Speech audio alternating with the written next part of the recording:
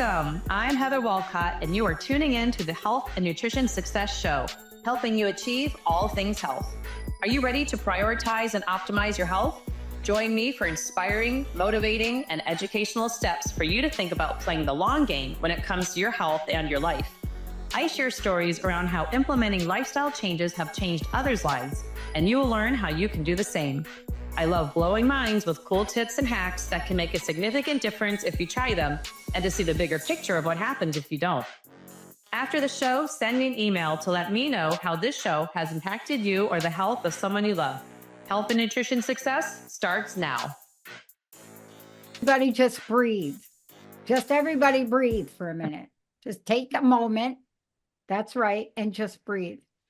Because in the world we're living in, you all know, first of all, what's working and what's not. You don't know it intellectually all the time, but you sense it, you feel it. And I'm Dr. Pat, and I get to take this journey with the most incredible expert in the field. And that is Heather Wolcott. But today, what is it we need to fuel our fitness? And are you stuck in the dilemma of understanding the biggest fitness secret weapon there is, your nutrition? Now, why is it so confusing for you? Well, if you're a TV watcher, what are you getting during them commercials? A pill, a potion, a lotion that tells you to stick it in your arm, go get your doctor to give it to you, but not the conversation that you really need to have. If you are an average person and you, by the way, there are no average people, but if you live the kind of life where you get up every day and you go into your job and you come home and you take a walk with your sweetie, that's one person. But if you're that person who comes home every day, then goes to the gym, or you're the other person, now I'm going to go play soccer, or you're the other person, now I'm going to, oh, wait, now you have 3 children. Hello. Do you even know where to begin? Today's show's for you. Let's talk about what I think is no real fault of any individual, but we are being given so much information, and it sounds all so true. What's your experience with that, Heather?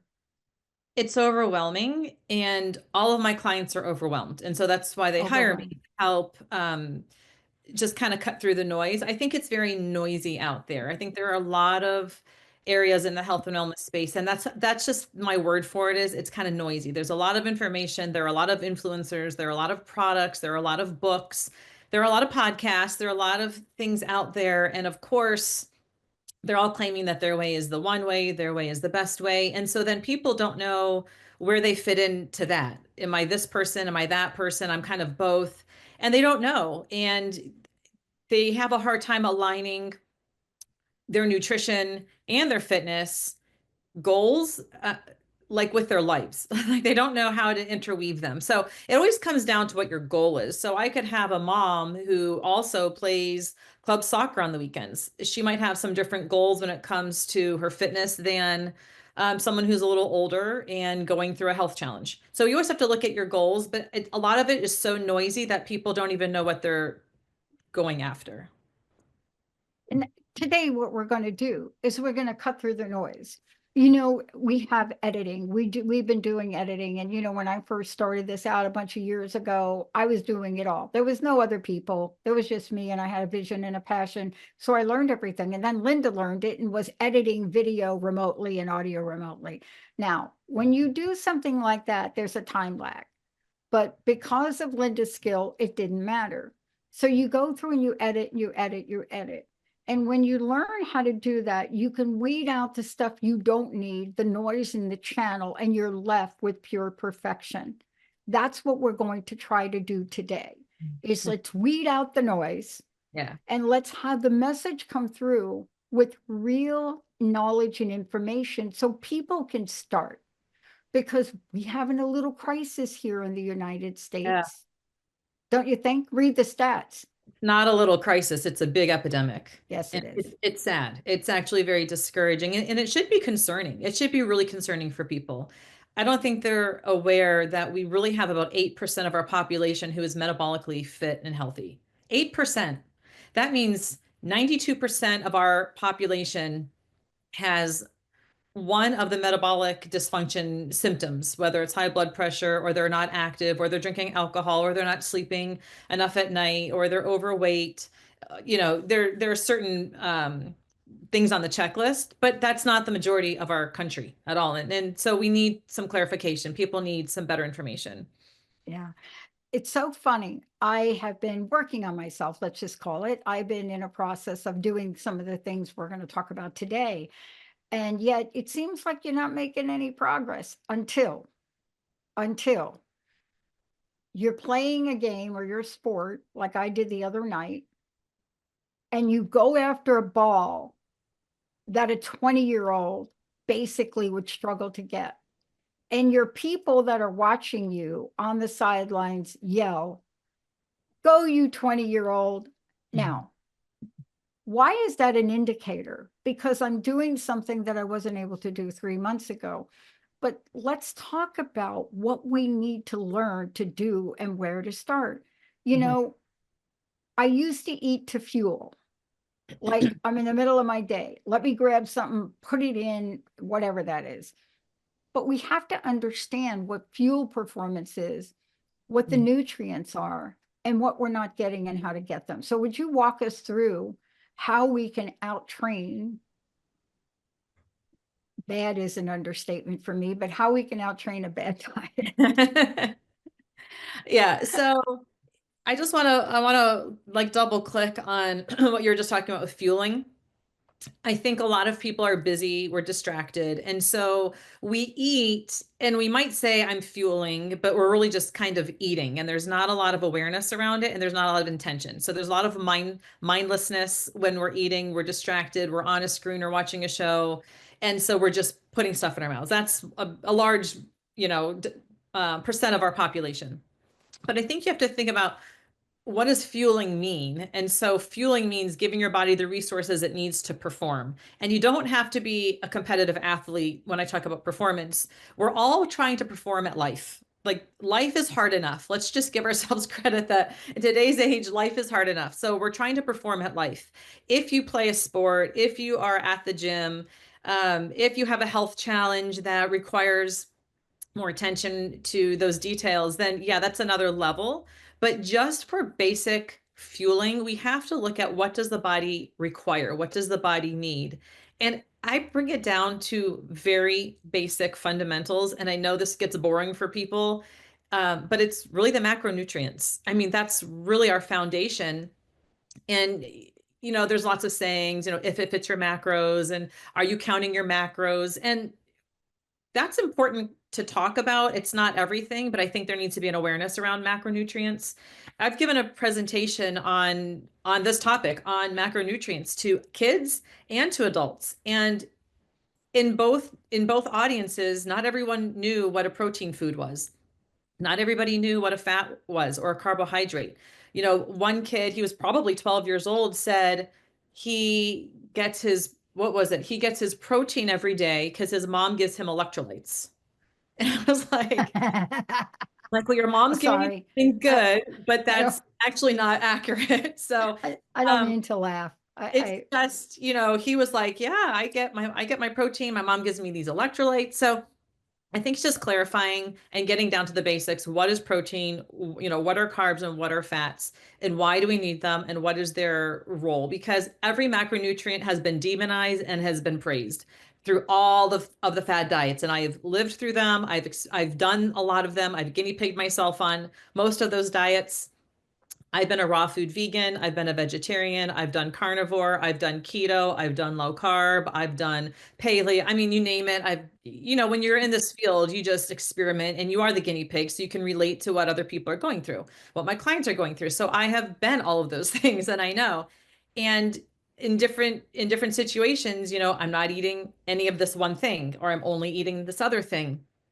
And for some people that works because that particular diet it's a tool and it has a certain function, but it's not necessarily a lifestyle that needs to be maintained. And I think that's Yeah. where we get confused.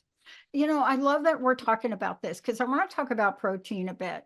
But I love that we're talking about this because I've used certain diets to, what's the word, jumpstart, kickstart make an adjustment in metabolism, but to endure in a strict way like that, it just doesn't work for me. And, my favorite is a modified keto diet. And whenever I say that, people say, then just stop saying it's a keto diet. And I'm like, no, I'm not going to stop, because you're allowed carbs on that.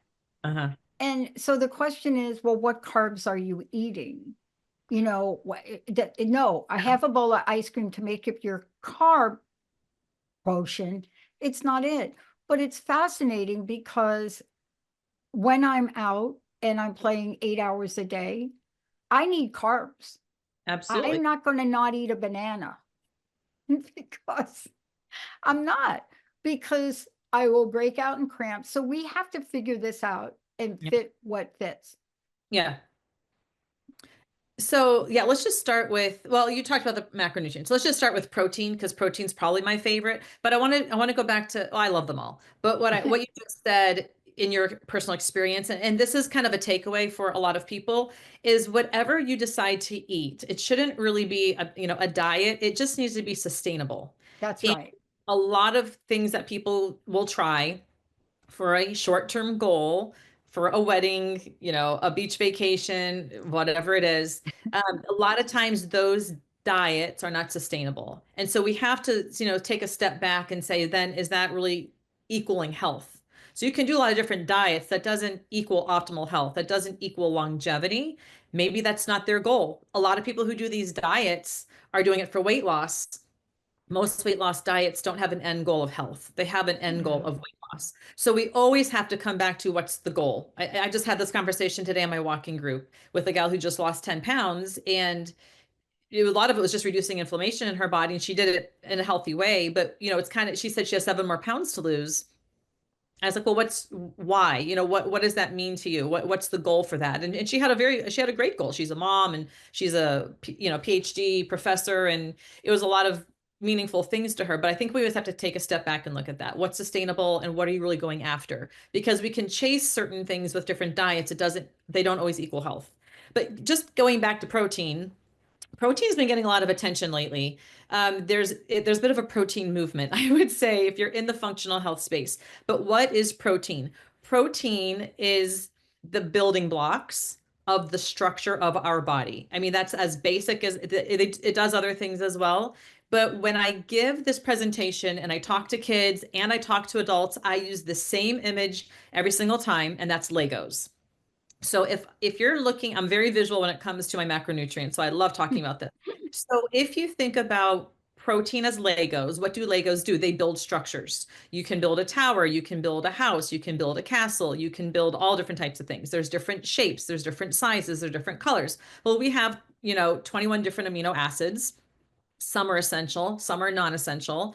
And that's kind of like our Legos. If you want to build a house with a door, you need the Lego that's the door. You need the actual door. You need the one with the hinge. If you want to build a Lego structure that's a car, you need the wheels. You need those amino acids. So we have to look at, we look at protein as steak, chicken, eggs, fish, and poultry, or pork, or whatever. And those are protein foods, but those get broken down into amino acids. So we have this whole alphabet of amino acids, and those are really, really important. But when you think of protein, you need to think about your structure. We all want to maintain a healthy, strong structure as we age, because we know that as we age, we start losing bone, we start losing muscle. The one macronutrient that's going to build your bone and build your muscle is going to be protein. So it's really, really critical. There are diets that focus very heavily on protein, like the carnivore diet. Um, that's great. It's missing a few other pieces, but Yeah. there's like that. And then you have the vegan diet, which you can aim for protein, but it's much harder to get adequate protein on a vegan diet. It's not impossible, but you have to be strategic, and you have to really understand food combining and the amino acids in combination and what you're getting. So I like to start with protein because I think we can all have that visual of structure and the importance of it. If you want to build, so I use an example of the Harry Potter castle, because that Lego set is over 6,000 pieces. And if you want to build the Harry Potter Lego castle, and you only have 400 Legos, good luck. you're not going to build it. You can build a smaller version and it's going to be a lot weaker, but you're not going to have all of the essential nutrients, all the information, all the pieces in order to build that structure. So people want to have strong bones. They want to have a nice physique. They want to have good cognition and have a, good mood.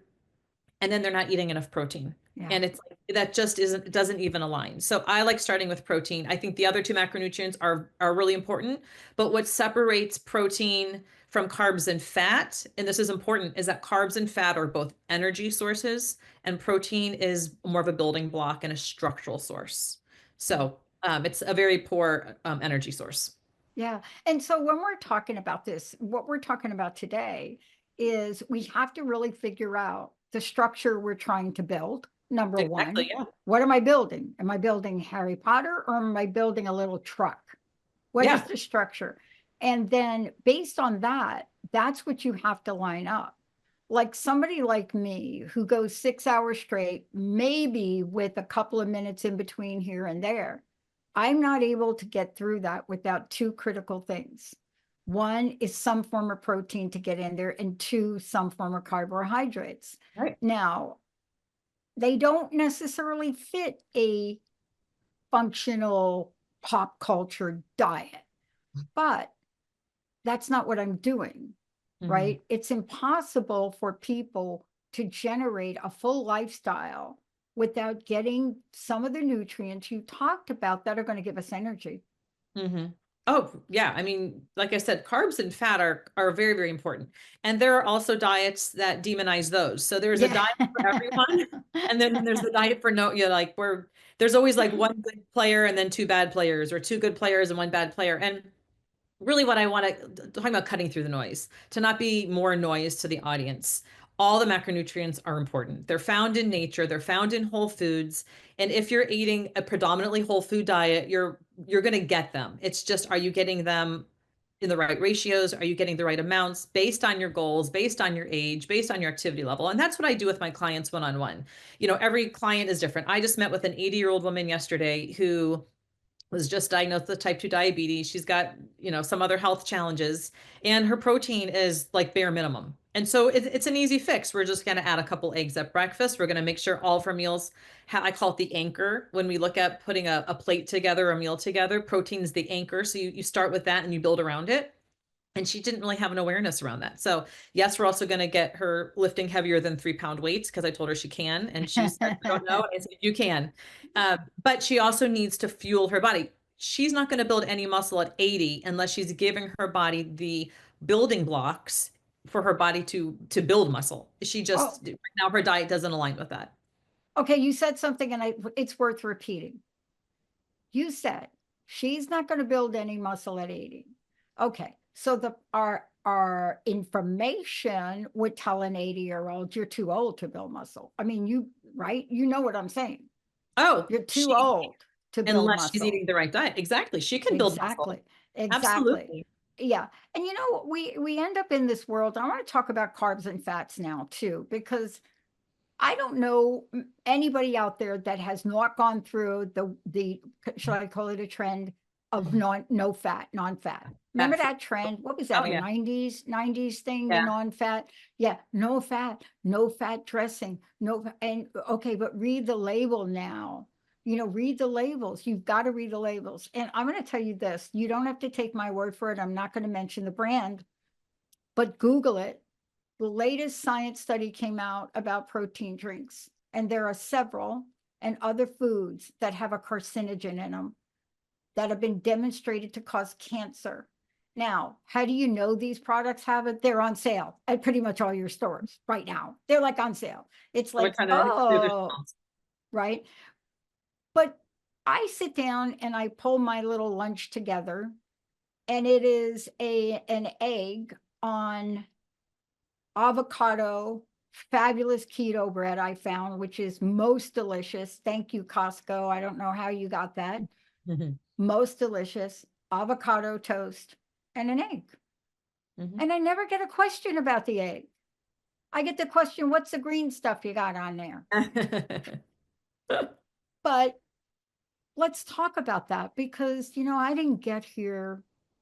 I got here after 22 years of doing shows like this to realize what I haven't been doing well. And we cut out all oil. I grew up in an olive oil family. I mean, my grandmama put that stuff on your skin. Yeah. And then I stopped using it. So how do we integrate now the idea we got our protein, we're going to pick the one we want. I love eggs. And remember, we went through that where, oh, you're eating too many eggs. Oh I'm my like, gosh. oh, Eggs. please. Yeah. Eggs need a good agent for their for their marketing because they go through the ringer. Poor eggs. I don't They're know who best came for up their with livers. that. Yeah, because our human evolution, we came through the system of cave people, if you believe them, for lack of a better word. They ate what was in front of them that they could chase down and kill. But what was the easiest thing for them to get a hold of? Big fat eggs.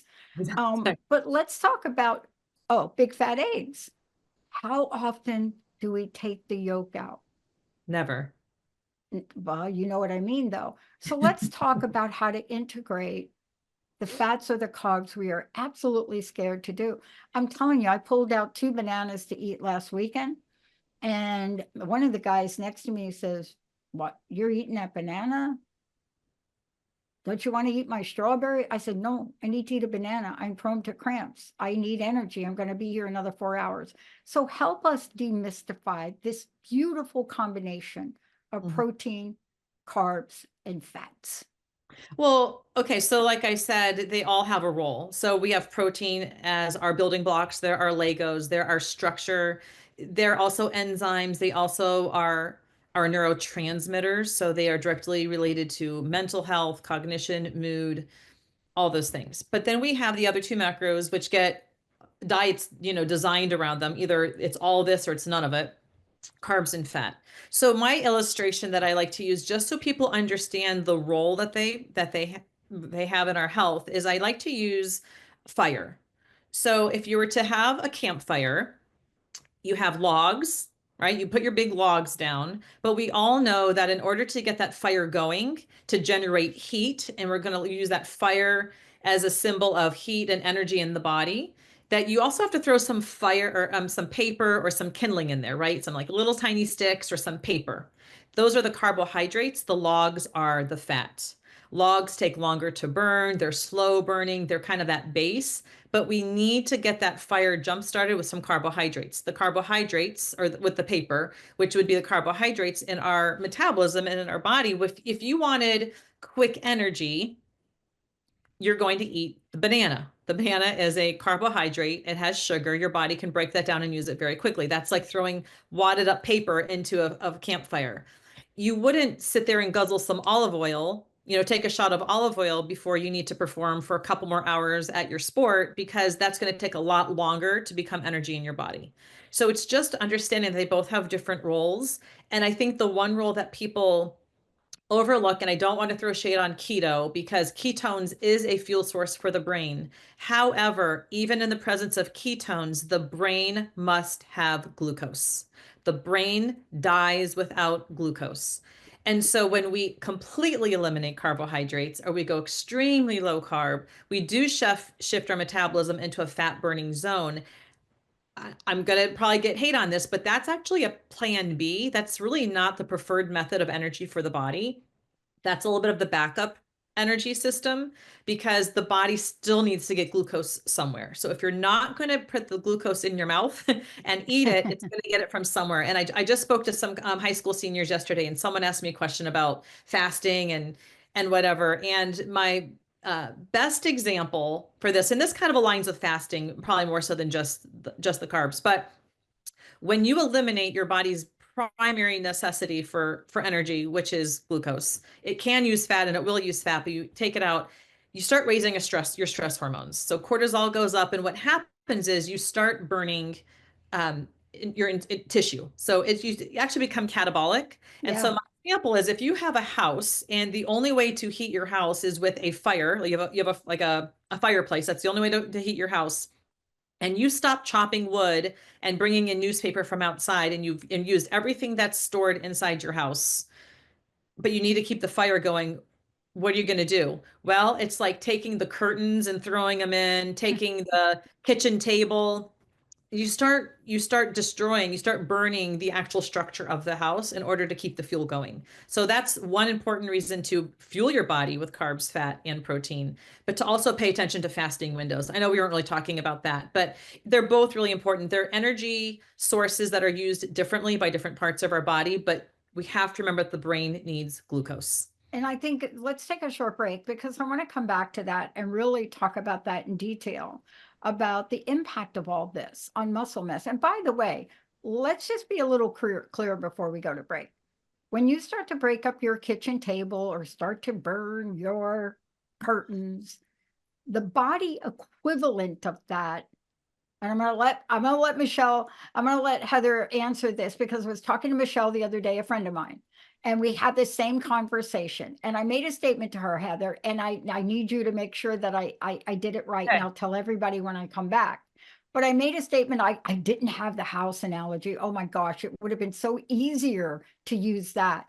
But we need to understand what part of the house we're burning. For Oh, example, Heather, if we burn the curtains, we're like, oh, no, no problem. But when you burn your front door, hello, that is a problem. We've talked about a lot here. One of the things I want people to know is how to get a hold of you, how to contact you, how to be part of your classes, because this is a show. We're at the root beer float topic of it. But you teach this to people yeah. and one-on-one coaching. And I love that you're working with people that are 80, because I'm telling you, I have a guy that I need to send to you because I'm afraid for him. Yeah. And it doesn't matter who's cooking your food. If you lose 30 pounds, there is something wrong. So, Heather, how do we find out about this? And how do we work with you directly? Because this is not a one size fits all. Yeah, no, I would love to hear from all these people out there. You can reach me on my Instagram is very easy. So I'm at Heather Johnson Wolcott. Same with Facebook at Heather Johnson Wolcott.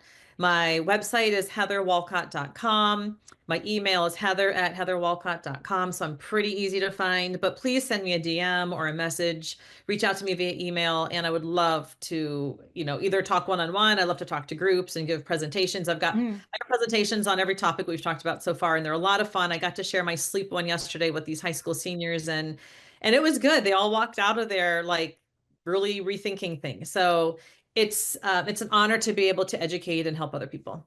I got to tell you that sleep talk changed Linda in my life. I Oh, mean, since we did that show, fundamentally changed the entire sleep habit deal. yeah. And what a difference. I want to be clear before we go to break.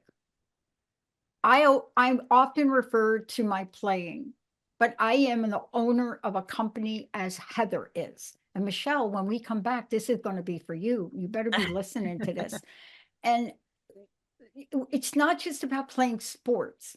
If you're a student in school, if you're a mom, Yeah. a student, and working, this is the combination that really fits you too. You don't have to be a Schwarzenegger, or you don't have to be a top quarterback, or my favorite sport, rugby. You don't have to be any of that. This applies across the board because what we're being told isn't going to help us grow old really well. Let's take a short break. When we come back, Michelle, I know you're listening. I told you we were going to talk about this for you. We'll be right back.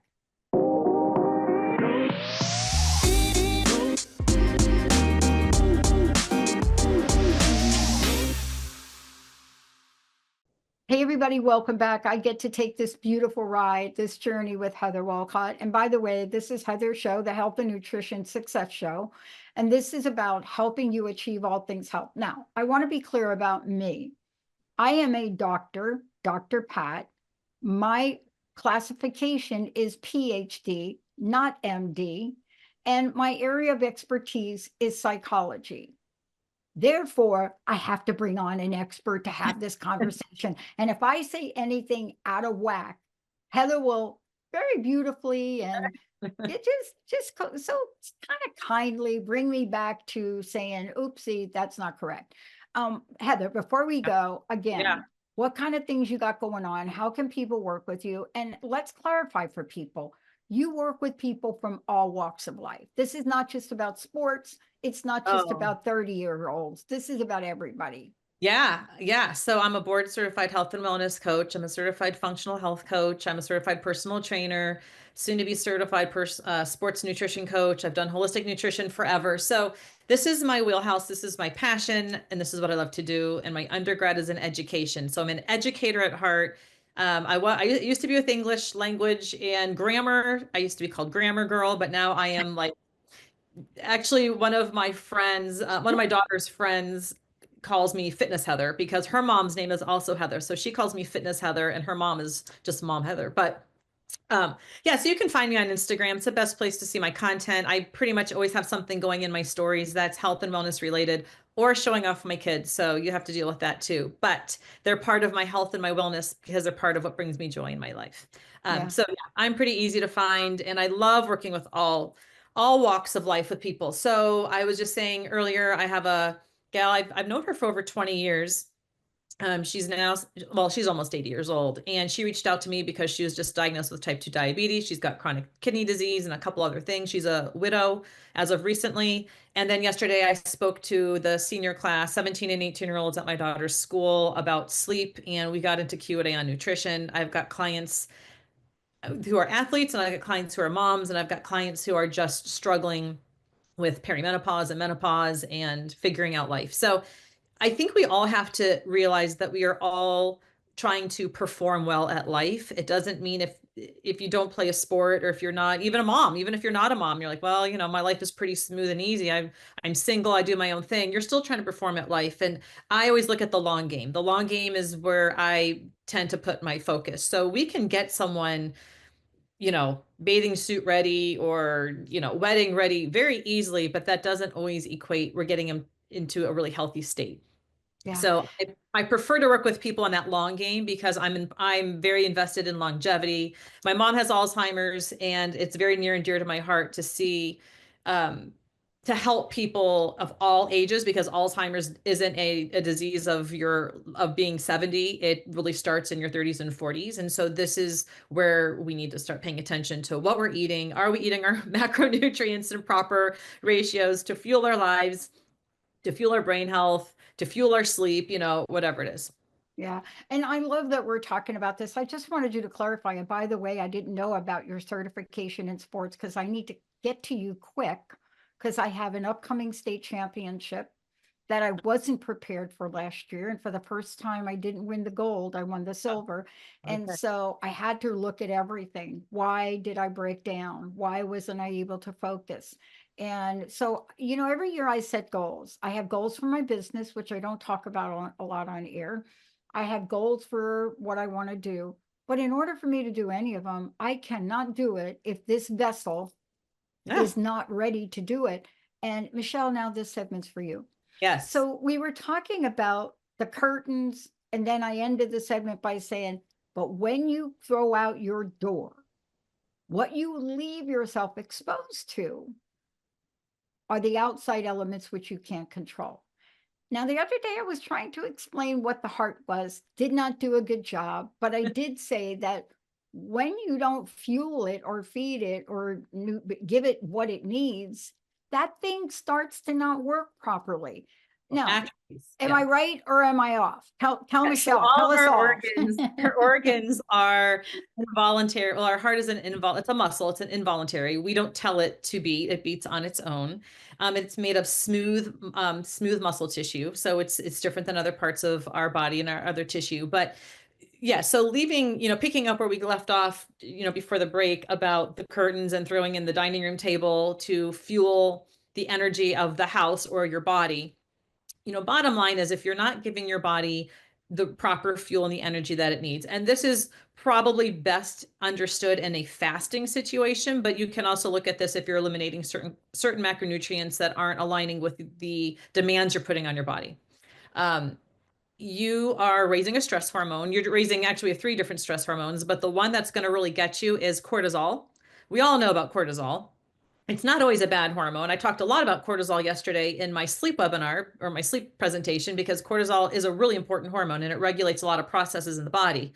But when we are stressing our body and we're not bringing in either enough calories, enough food, or enough per se carbohydrates, cortisol shoots up and it's like it becomes catabolic. And so it starts breaking down tissue, and that tissue is your muscle. So muscle is an expensive organ to have. It has a high metabolic rate. It requires calories. It is also our armor, and we talked about this in our last episode. Muscle is your body's armor. It is what's going. It's like you want to deposit into it, right? So you want to feed. I always say feed your muscle. When you're saying feed your body, I'm like feed your muscle because it has a higher metabolic rate because it requires more energy. And if you're not bringing enough energy in or the right kind of energy, your body's like, this is bonus material that we don't need. We're going to start burning through some of this tissue because we store glucose in the form of glycogen in our muscle tissue. We also store it in our liver. So when we burn through stored glycogen in our liver, either from fasting or low carbohydrate diet, we start increasing our stress hormones, and cortisol is like, well, we gotta attack the next best place, which is gonna be our muscle tissue. And if you listen to the last episode, muscle is the organ of longevity. So we really want to eat in a way that's going to preserve muscle. It's going to stimulate muscle and maintain muscle mass. Even if you're not exercising, you still have muscle in your body and you want to maintain and preserve it. So, Michelle, it is burning your muscle tissue, and no one can afford to lose muscle tissue. And I'm going to say this to you, Michelle, because what you did the other day, and you said I could share it on air. So we're here and I'm showing her like some of the equipment I have, very modest stuff. I can't really have everything in here that I really need, but I have enough. And I was just talking with her. And so what does Michelle do? She holds out her arm and she jiggles her underarm and I'm sorry, and says, show that to Heather. Now, I don't need to show it to you because what happens with folks is I'm never going to get rid of it in the back of their mind. But today, what we're talking about is a world of unlimited possibilities. We just don't know how. And that's what you're doing to educate us, right?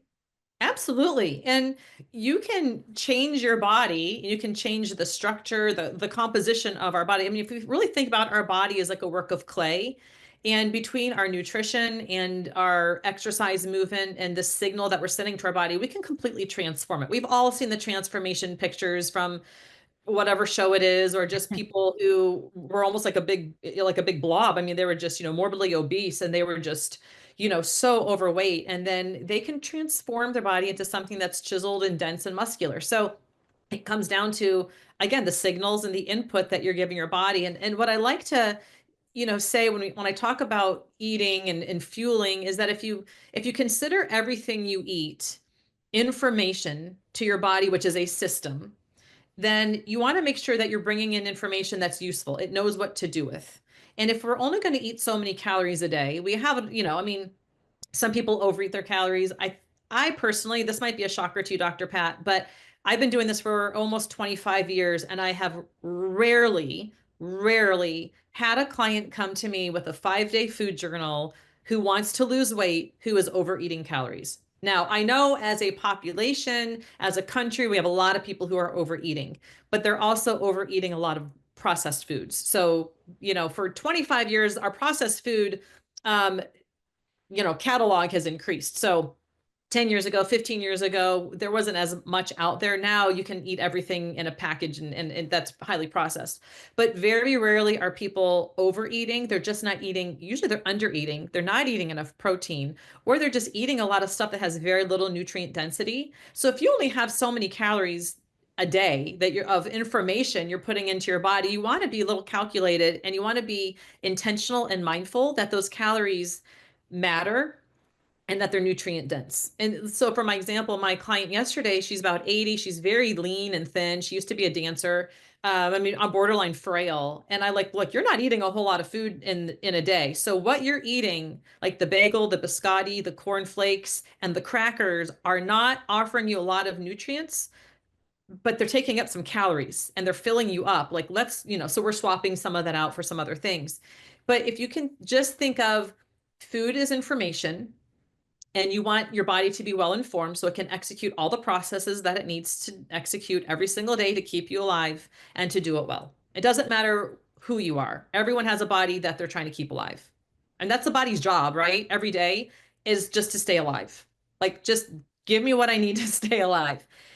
But we want to take that to thriving, right? We can Yeah. always be in the survival mode. We can just eat to stay alive, but now let's take that to thrive. She's alive on cornflakes and crackers. She's not thriving at all. So let's take that to thriving. Yeah. I have a friend that I watched him. I call him coach because he's that guy. He's coached so many people in this area from, one of our most interesting districts here in Western Washington. And he recently moved into a very fine assisted living kind of place for his spouse. But I've watched him lose 30 pounds. And I looked at him the other day and I said, you've got to eat some fat or something. Probably protein. And I said, I don't know what it is, but I can connect you with someone to help you because it's so painful to watch. Yeah. And it's not just about the body. Let's go to the point that we start to notice things in people. And here's the diagnosis we make.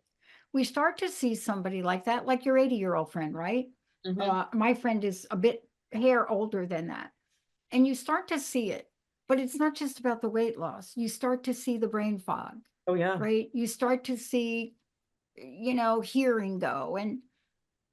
And so I wondered, and since I knew we were going to talk about it today, I do believe, because I've seen it with my 88-year-old coach, who's not anything like that, right? But can we look at nutrition and the full functional program to help people say, you don't have to go down that road. Age is age, but it doesn't mean unhealthy. Oh, absolutely. I mean, my dad's 80, what's it going to be? I think he's going to be 83 this year, 83 or 84. You'd never know it. He looks fantastic, but I always say he's been my best client for decades. He really kind of follows everything I do. So you can put a lot of 80-year-olds in a room together and you're going to see shocking, a spectrum, shocking spectrum. So I don't think we're just using the word 80 as an age because we have relevant clients or friends in that age group. But I think it's a really important age to look at. Where do you want to be when you're 80? Because it doesn't mean you have to be, almost disabled or debilitated and barely functional. It's how did you feel your body and how did you move your body also, right? But we do have to be more intentional and calculated as we age because we don't absorb nutrients as well. Our digestion weakens. We often lose our appetite. Sometimes we're not as active as we were to stimulate appetite. A lot of those senses get a little dulled. And so I know with older people, they're just, they eat smaller meals. Okay, that's fine. But again, let's make those meals dense with nutrients. Yeah. So I would say as we age, protein definitely needs to increase because we don't break down and assimilate protein as well as we age. Really about, I would say probably 50 and older, you really need to amp up your protein because you're not going to absorb it all. But fat is critical for brain function. It's critical for hormone production, and carbohydrates is important for everything, for maintaining blood glucose levels, for fueling the body with energy. The thyroid needs insulin. So insulin, we all know what insulin does, right? It signals, it released from the pancreas when we eat, and insulin draws glucose into our cells. Well, I have not talked to a person in the last year or two that doesn't have a thyroid issue. Everyone I'm working with has some kind of thyroid issue. A lot of people have been doing low carb, but in order for our body to produce thyroid hormone, we need an insulin signaling response. So we need to get some carbohydrates in because it also signals to the body to produce other hormones. So there's just a need for all of them. They're all important, but as we age, we have to often increase our protein because we're losing hormone production as well, which helps us maintain muscle. So we're losing the hormone signaling. So in order to maintain structure, we have to have it come in through our nutrition or through stimulation, through mechanical stress on the body in order to maintain that structure. But they have to be paired together to make muscle. There's one thing we haven't talked about today, and I saved the best for last. Well, at least I think the best for last. We haven't talked about the bones. Oh, yeah. We need to talk about the bones for a minute. Yeah. Because how many people do you know that go to the doctor and they go and they get the bone density, and then the doctor says, well, you know, it is what it is. No, it's not. So can we touch upon this now? Because we've talked about muscle, we've Yeah. talked about fat, we've talked about protein, we've talked about carbohydrates, we've talked about glucose, we've touched upon it. But the question is, when you put it all together, what role does the bone play in the Lego game? Oh, bone is huge. So bone is also our structure. Bone is also comprised of minerals and proteins. So bone is also made out of protein, different proteins than our muscle is made out of. Um, and I always say muscle and bone are sisters. So as we build muscle, we will build bone. As we lose muscle, we will lose bone. So bone is something that I think, because we just see these pictures of skeletons and we know that bones are like, hard, they break, they snap. We like, use like a chicken leg, you think of bone as like that, but bone is dynamic. And we have things called osteoclasts and osteoblasts. And these are these two components of bone that are breaking down and building, breaking down and building. So our bones are actually dynamic. And I think that's the first visual that we have to get into our head, is that our bones they're not a fixed static structure in the body. They're growing, they get weaker, they get stronger. And so bone health is absolutely critical, because again, as you lose bone, you're going to lose muscle. It's really hard to have muscle without the bone. And that's because of the tension that needs to be put on it. So in order for bones to become stronger, they need a couple of things. One, they need to be pulled, and they need to be loaded. So that's where we get into our strength training. We know that something with impact, something that's weight bearing, it creates tension on that structure and it forces them to become a little stronger. So that's one important component of bones. But the other component is, what are you feeding your bones so that what building blocks? So they also need amino acids and they need minerals.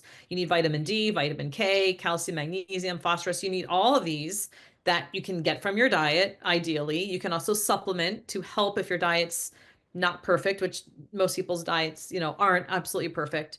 But bone health is just as important as the muscles, because you can't really separate them. They're attached to each other. So, but I think the easier thing to chase are the muscles, because we can visualize how to build muscle. We can see our muscles build. We know when we're getting stronger, if we are lifting heavier, if we're doing more reps and sets than we did before. So muscle is a nice, more like a tangible, visible marker of what's happening with our bones. Now, you can also have some good structure and have weak bones, and that could be due to low hormone production. That could be due to just not enough mineral intake and sometimes genetics.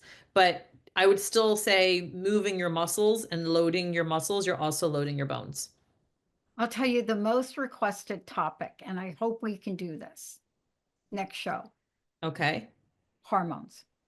Oh, I have a talk on this too. Yeah. So I think we need to get fired up now, because you see, we've laid the groundwork for a lot of really cool things here. And I want to be very clear. This isn't just for athletes. I No. know so many people like you and me, right?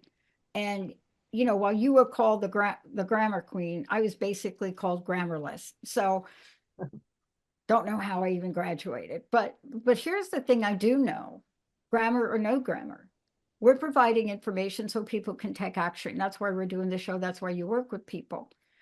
But the conundrum for people is, all they're hearing now are your hormones are out of whack. Your hormones are out of whack, as if it's the only thing that's out of whack. But none of this other conversation is having.